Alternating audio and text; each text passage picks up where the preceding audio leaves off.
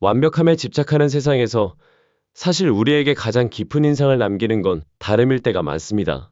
이건 단순히 기록이나 희귀 질환의 이야기가 아니라요. 극단적인 아름다움, 인간의 회복력, 그리고 규범을 벗어나서 존재하는 조용한 힘에 관한 얘기입니다. 거대한 팔다리부터 과학으로 설명하기 힘든 얼굴까지 이 사람들은 단순히 적응한 게 아니라 가능하다의 기준 자체를 바꿨습니다. 그러니 잠시 일상에서 벗어나 마음을 가다듬고 생물학과 상식의 경계를 넘어선 이들의 삶 속으로 들어가 보시죠. 1번. 하늘에 닿을 듯한 목을 가진 소년 푸언구이. 처음 봤을 땐 평범한 10대 소년 같았던 푸언구이. 하지만 고개를 돌리면, 아니 그가 고개를 돌렸을 때 보이는 건 상상 이상으로 긴 목이었습니다. 그건 억지로 늘린 게 아니라 정말로 원래부터 길었던 겁니다. 푸언구이는 6살 때 선천성 척추 측만증을 진단받았습니다. 척추가 심하게 휘어자랐고 무엇보다 특이했던 건 보통 사람보다 목뼈가 3개나 더 많았다는 사실입니다. 사람의 목뼈는 보통 7개인데 그는 10개였죠. 15살 무렵엔 목이 너무 길어져서 통증이 심했고 움직임도 제한돼 늘 불편하게 지냈습니다. 걷기, 고개 돌리기, 편하게 앉기, 그 어떤 것도 쉽지 않았습니다. 샤오양 병원의 의사들은 목 길이를 줄이고 압력을 완화하는 수술을 제안했습니다. 당시엔 희망이 보였지만 그 뒤로 소식은 들리지 않았습니다. 푸언구이의 사례가 유명해진 건 단순히 충격적인 외모 때문이 아니었습니다. 우리 몸이 규칙을 얼마나 다르게 만들 수 있는지를 보여줬기 때문입니다. 그는 눈에 띄려고 한 게 아니라 그저 곧게 서 있었습니다. 말 그대로요. 2번. 세상에서 가장 큰 귀를 가진 남자와 31개의 손가락과 발가락을 가진 소년 홍홍. 세상에서 가장 큰 귀를 가진 남자. 중국 남부에 사는 한 남성이 몇 주 동안 세계에서 가장 큰 귀를 가진 남자로 불렸습니다. 그의 사진이 SNS에서 폭발적으로 퍼진 덕분이었죠. 하지만 알고 보니 그 귀는 진짜가 아니었습니다. 이건 광저우에 있는 한 보청기 브랜드가 만든 바이럴 마케팅 캠페인의 일부였던 겁니다. 교묘한 홍보 전략인지 아니면 그냥 과한 장난이었는지는 보는 사람마다 다르게 느낄 수 있겠죠. 31개의 손가락과 발가락을 가진 소년 홍홍. 보통 사람은 손가락 10개, 발가락 10개 합쳐서 20개죠. 하지만 홍홍은 태어날 때부터 손가락 15개, 발가락 16개로 총 31개를 가지고 있었습니다. 그의 상태는 다지증이라고 하는데 대부분은 작은 손가락 하나가 더 있거나 절제 가능한 돌기 형태입니다. 그런데 홍홍의 경우엔 모든 손가락과 발가락이 완벽하게 발달했고 기능도 정상입니다.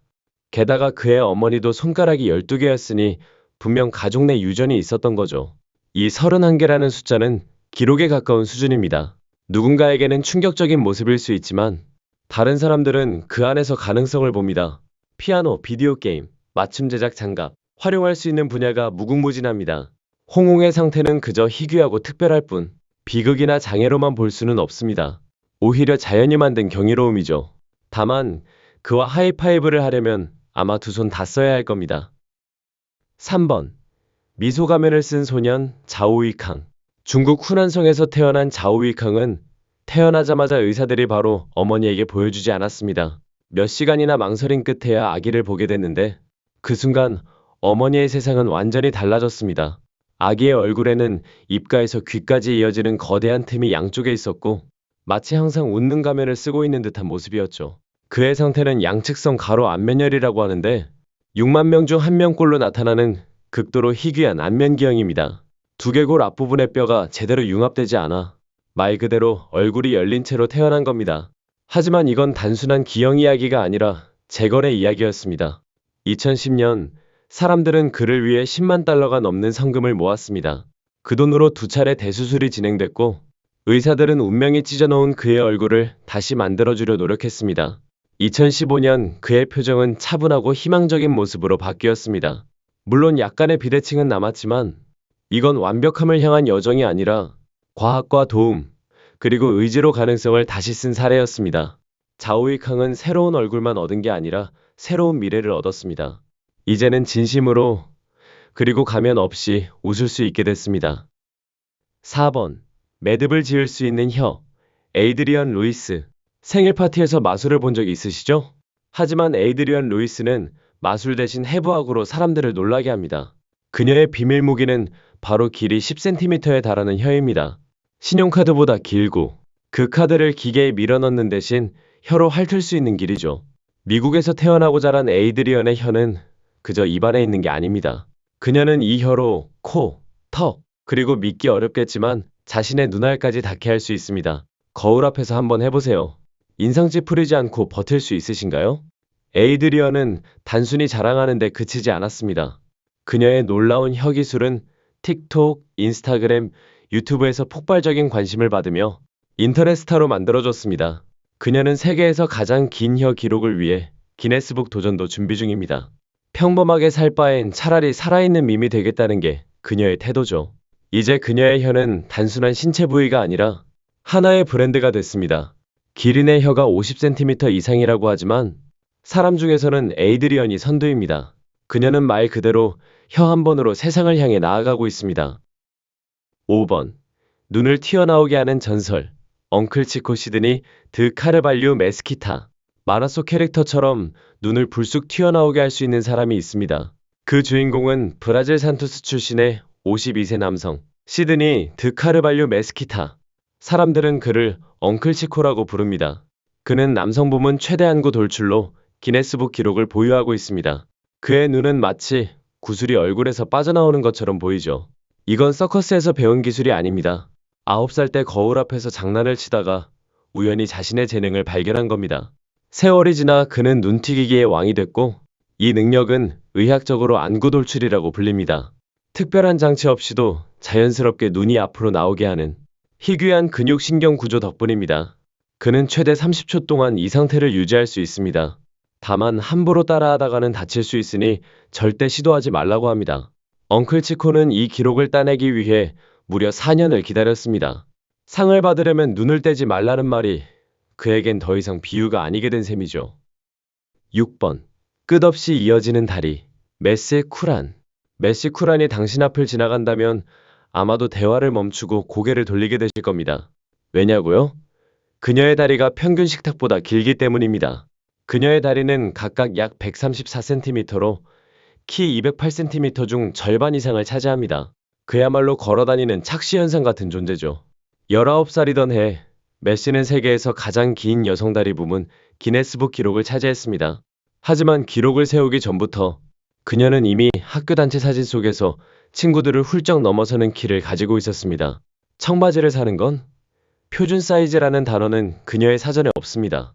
그래서 그녀는 틱톡과 인스타그램에서 키 큰 여성 라이프 스타일을 공유하며 맞춤 의상 팁, 문틀 통과하는 법, 심지어 천장 선풍기 피하는 법까지 알려줍니다. 사람들이 어색하다고 생각한 것을 메시는 자신감의 연료로 바꿨습니다. 그녀의 다리는 단순한 신체 부위가 아니라 하나의 운동이며 남들에게 맞추기 위해 나를 줄이지 말라는 메시지를 몸소 보여주고 있습니다. 7번. 논리를 깨는 손가락. 루메이사 겔기. 루메이사 겔기는 단순히 키가 큰 사람이 아닙니다. 그녀의 손가락 길이는 믿기 어려울 정도입니다. 그녀의 중지는 무려 약 11cm로 대부분의 스마트폰 화면보다 깁니다. 터키 출신인 루메이사는 세계에서 가장 긴 손가락을 가진 여성으로 기네스북에 올라 있습니다.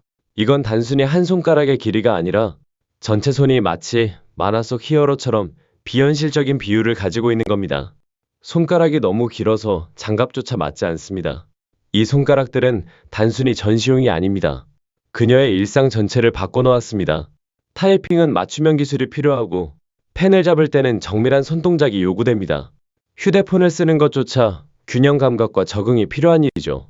게다가 루메이사는 세계에서 가장 키가 큰 여성 2m 15cm이기도 합니다. 이 모든 신체 비율은 위버 증후군이라는 희귀 유전 질환의 결과입니다. 하지만 그녀는 이를 한계가 아닌 기회로 삼았습니다. 소프트웨어 개발자이자 연구자, 그리고 희귀 질환 인식 활동가로 활약하며 다름은 부끄러움이 아니라 가능성이라는 메시지를 전하고 있습니다. 8번. 멈추지 않는 입술의 성장. 안드레아 이바노바. 안드레아 이바노바는 조용히 유명해진 사람이 아닙니다. 그녀는 훌쩍 튀어나온 입술로 전 세계의 시선을 사로잡았습니다.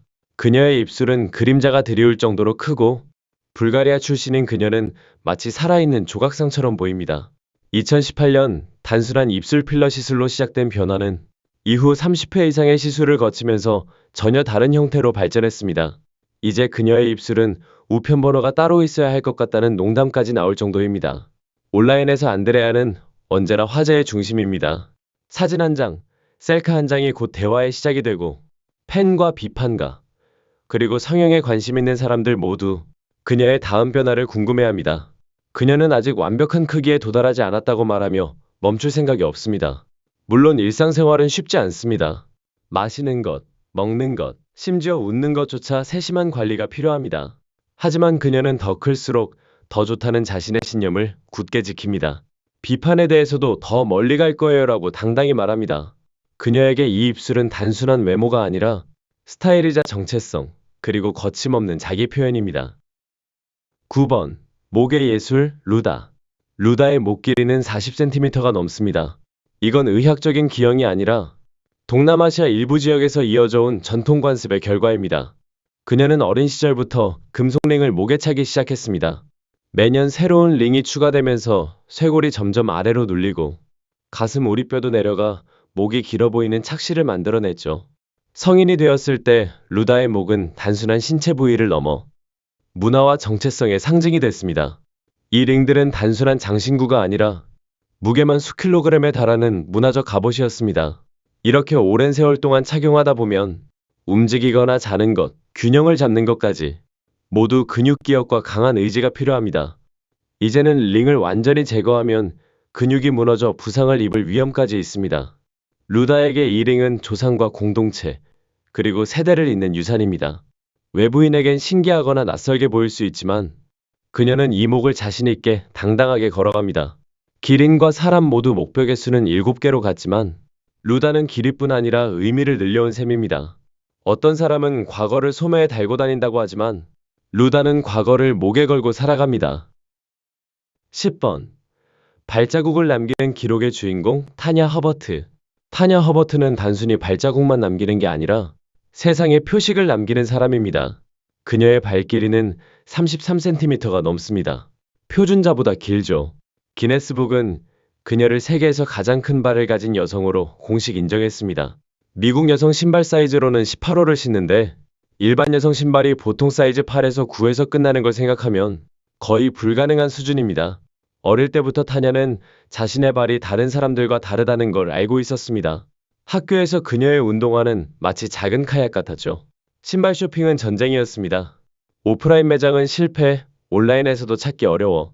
결국 대부분 맞춤 제작을 해야 했습니다. 하지만 그녀는 이 불편함을 자부심으로 바꿨습니다. 그녀의 발은 스케이트보드보다도 길고 좁은 복도나 차 안을 지나갈 때도 전략이 필요합니다. 그럼에도 타냐는 크고 당당하게 걸어갑니다. 그녀에게 큰 발은 문제가 아니라 기회입니다. 남들과 다른 점이야말로 자신을 특별하게 만든다고 믿습니다. 11번. 손톱 여왕 다이애나 암스트롱. 다이애나 암스트롱은 손톱을 자르지 않습니다. 그녀는 그저 기릅니다. 그녀의 손톱 길이를 모두 합치면 3m가 넘습니다. 마치 판타지 영화 속 소품처럼 보이지만 전부 진짜입니다. 미네소타 출신의 그녀는 세계에서 가장 긴 손톱을 가진 여성으로 기네스북에 등재됐습니다. 수십 년 동안 한 번도 자르지 않았고 그 과정에서 손톱 관리는 사실상 풀타임 직업이 됐습니다. 운동화를 신는 건 불가능하고 문자를 보낼 때는 음성 입력을 사용합니다. 매주 몇 시간씩 손톱을 청소하고 다듬고 보습합니다. 손톱 하나가 자라는 속도는 한 달에 약 0.6cm 정도인데 그녀의 손톱은 수십 년치가 쌓인 결과입니다. 다이애나에게 손톱은 단순한 신체 일부가 아닙니다. 그건 그녀의 이야기이자 스타일이고 유산입니다. 인터뷰와 SNS를 통해 그녀는 자신을 표현하는 것이 얼마나 강력한지 보여주고 있습니다. 12번. 수염의 목표 달성 사르완싱. 사르완싱은 단순히 수염을 기르는 사람이 아닙니다. 그는 자신의 턱에 역사를 달고 다니죠. 그의 수염 길이는 무려 2.51m에 달합니다. 그냥 긴 정도가 아니라 전설적인 수준입니다. 기네스북에 세계에서 가장 긴 남성 수염 보유자로 등재되어 있습니다. 펀자브 출신인 사르완은 이 수염을 단순한 멋이 아니라 시크교 문화에서 중요한 상징으로 여깁니다.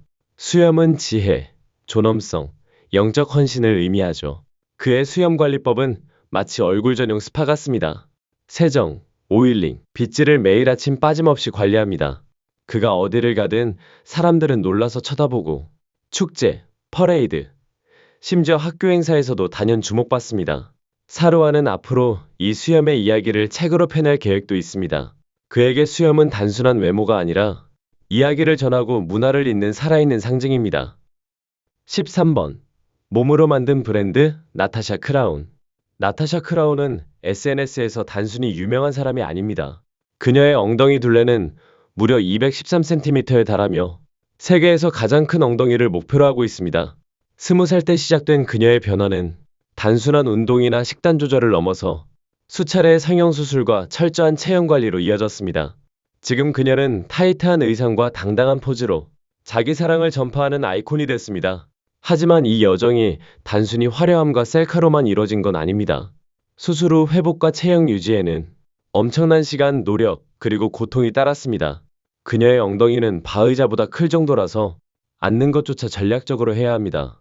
나타샤는 이 독특한 신체를 통해 여성의 자기 결정권과 몸 긍정주의를 옹호합니다. 그녀의 메시지는 분명합니다. 누구에게도 맞추기 위해 나를 줄이지 마세요. 14번. 냄새로 길을 찾는 코, 메멧 오즈위렉. 메멧 오즈위렉은 코 덕분에 유명해졌습니다. 그의 코는 역대 인류 기록상 가장 긴 코로 기네스북에 등재되어 있습니다. 그리고 완전히 자연 그대로입니다. 터키에서 태어난 메멧은 어린 시절부터 자신의 코가 다른 사람보다 빠르게 자란다는 걸 알았습니다. 16살 무렵에는 이게 단순한 특징이 아니라 하나의 현상이 됐죠. 다른 사람들이 사춘기에 여드름이나 콧수염을 걱정할 때 메멧은 코로 재채기하면 바람이 부는 건가요? 같은 질문을 받았습니다. 하지만 그는 코를 숨기지 않았습니다. 오히려 농담과 유머로 승화시키며 TV쇼, 기네스북, 국제무대까지 나섰습니다. 재미있는 사실 하나, 그의 코는 카드 한 장보다 깁니다. 그리고 그는 나는 피노키오지만 거짓말은 안 한다는 농담도 즐겨합니다. 그에게 코는 단순한 신체 부위가 아니라 사람들과 대화를 여는 시작이자 끝없는 웃음을 만들어내는 무기입니다. 15번. 의학적 미스터리를 짊어진 남자, 웨슬리 워런 주니어.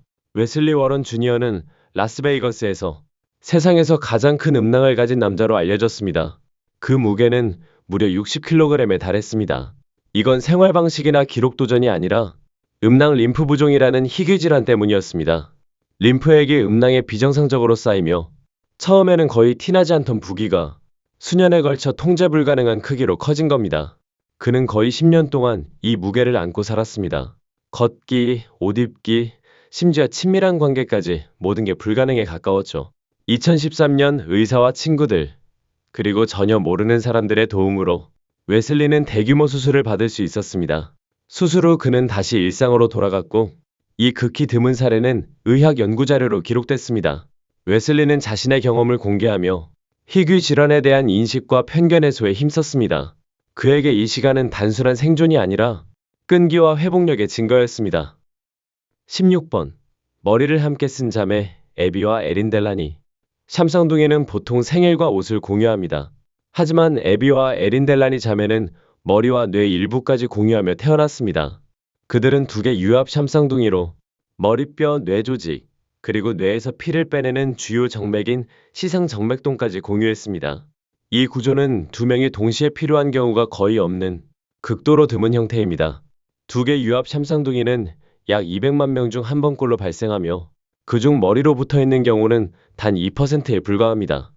에비와 에린은 단순한 의학적 사례가 아니라 진정한 생존자였습니다.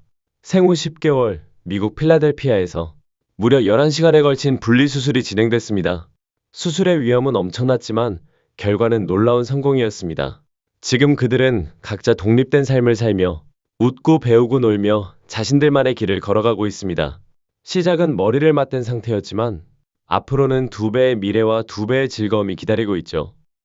17번. 거꾸로 살아간 소년 마하마르 아이사. 대부분의 사람은 자세가 나빠도 고개를 들 수 있습니다. 하지만 마하마르 아이사는 평생을 머리가 180도 뒤로 젖혀진 상태로 살아야 했습니다. 그는 인도에서 선천성 근육병이라는 희귀 질환을 가지고 태어났습니다. 목 근육이 너무 약해 머리를 세울 수 없었던 겁니다. 이 상태는 너무 심각해서 걷는 것은 불가능했고 앉는 것조차 쉽지 않았습니다. 부모님은 아들을 나무 바구니에 담아 이동해야 했죠. 2016년 의사들이 목에 금속 지지대를 삽입하는 수술을 진행했고 잠시나마 그는 세상을 제대로 볼 수 있었습니다. 자신의 집, 가족, 그리고 하늘을 똑바로 바라본 그 순간은 정말 기적 같았습니다. 하지만 안타깝게도 수술 8개월 뒤 마하마르는 세상을 떠났습니다. 그의 짧은 생애는 전 세계 사람들에게 깊은 인상을 남겼습니다. 마하마르는 단순히 세상을 다르게 본 것이 아니라 그 방식 그대로 살아낸 사람이었고, 우리에게 고개를 조금 더 높이 들어야 한다는 교훈을 남겼습니다. 18번. 과학을 혼란스럽게 만든 소녀 케이티 램프로.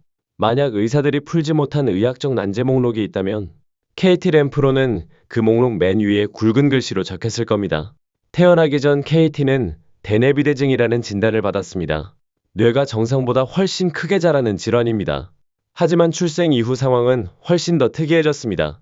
케이티는 단순히 뇌가 큰 게 아니라 얼굴이 비정상적으로 커졌고 하루에 50번까지 발작을 겪었습니다. 걷거나 말하는 것도 불가능했죠. 이 모든 증상은 어떤 알려진 질환과도 맞지 않았습니다. 마치 그녀의 몸이 의학 교과서를 무시하고 자신만의 규칙을 만들어낸 듯 보였습니다. 그동안 케이티는 턱, 혀, 귀, 심지어 뇌 일부를 줄이는 여러 차례의 수술을 받았습니다. 하지만 여전히 의사들은 명확한 원인을 찾지 못했습니다. 그녀의 이름을 딴 새로운 질환명이 붙을 가능성까지 거론될 정도였습니다. 그럼에도 케이티는 단순한 의학적 미스터리가 아니라 강인함의 상징이 됐습니다. 그녀의 가족은 매일 그녀 곁에서 함께 싸우고 있으며 케이티는 그 속에서 여전히 빛나는 성격을 보여주고 있습니다. 19번. 심장을 몸밖에 둔 소녀 비르사비아 보른 곤차로바. 어떤 아이들은 큰 마음을 가집니다. 하지만 비르사비아 보른 곤차로바의 심장은 정말로 몸밖에 있었습니다. 그녀는 태어날 때부터 칸트렐 오음이 합병증이라는 희귀 질환을 가지고 태어났습니다. 이는 가슴, 복부, 횡격막이 정상적으로 형성되지 않는 상태입니다. 그런데 비르사비아의 경우 더욱 드문 심장 외증이 나타났습니다. 심장이 얇은 피부층 바로 아래에서 뛰고 있었던 겁니다. 이 질환은 100만 명 중 1명꼴로 발생하며 그중 5%만이 생존합니다. 의사들은 수술은 위험이 너무 크다고 판단했고 그녀는 평생 조심하며 살아가야 했습니다. 하지만 비르사비아는 두려움 대신 밝은 미소와 강한 생명력을 선택했습니다. 그녀의 심장은 단순한 생물학적 기관이 아니라 열린 마음과 용기의 상징이 됐습니다. 그녀를 보면 엑스레이 없이도 그 강인함과 생명력을 느낄 수 있습니다. 20번. 시간을 앞질러 산 인터넷 스타 아달리아 로즈. 아달리아 로즈는 카메라를 켜고 세상을 향해 밝게 웃는 소녀였습니다. 하지만 그녀는 조로증이라는 희귀 질환을 가지고 있었죠. 이 질환은 노화 과정을 마치 빨리 감기하듯 가속시킵니다. 일반적인 사람에게 1년은 그녀에겐 10년의 노화와 같았습니다. 13살이었지만 몸은 이미 노인의 특징을 보였습니다. 관절이 굽고 성장이 멈추고 동맥이 딱딱해졌죠. 조로증은 전 세계 약 2천만 명 중 1명꼴로 발생하며 대부분 21세를 넘기기 어렵습니다. 하지만 아달리아는 이 숫자에 자신을 가두지 않았습니다. 그녀는 유튜브에서 메이크업 튜토리얼을 찍고 유행하는 음악에 맞춰 춤을 추며 또래보다 몇 배나 큰 자신감을 뿜어냈습니다. 그녀는 머리카락이 있든 없든 목소리가 있든 없든 늘 반짝이는 존재였습니다. 2022년 아달리아는 세상을 떠났지만 그녀가 남긴 영향력과 긍정적인 에너지는 여전히 수많은 사람들의 마음속에 살아있습니다. 21번. 완벽한 팀워크로 사는 자매 애비와 브리트니 헨셀. 형제 자매끼리 TV 리모컨 하나를 두고도 다투곤 하죠. 하지만 애비와 브리트니 헨셀 자매는 태어날 때부터 모든 걸 함께해야만 했습니다. 그들은 이소파구스 결합 샴쌍둥이로 태어났습니다. 머리는 2개지만 몸은 하나이고 가슴, 골반, 주요 장기 대부분을 공유합니다. 하지만 움직임은 아닙니다. 브리트니는 몸의 왼쪽을, 애비는 오른쪽을 조종합니다. 걷기, 운전, 자전거 타기, 심지어 피아노 연주까지 모든 것이 철저한 팀워크로 이뤄집니다. 그들은 2개의 심장, 2개의 척추, 2쌍의 폐를 가지고 있으며 마치 현실판 협동 게임을 평생 플레이하는 셈이죠. 흥미로운 건 두 사람이 한 몸을 쓴다고 해서 취향이나 인생 계획이 똑같은 건 아니라는 겁니다. 그들은 각자 다른 성격, 취미, 그리고 목표를 가지고 있습니다. 현재 성인이 된 애비와 브리트니는 하나의 몸이 두 사람의 꿈까지 묶어놓을 필요는 없다는 걸 증명하며 살고 있습니다.